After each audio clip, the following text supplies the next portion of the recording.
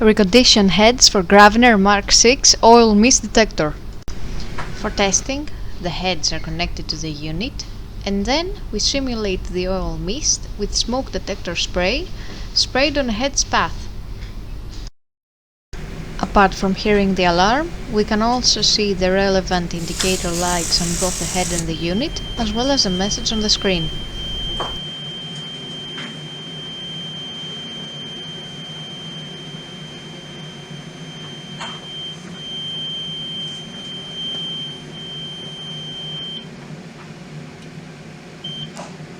The same process is repeated for the second head.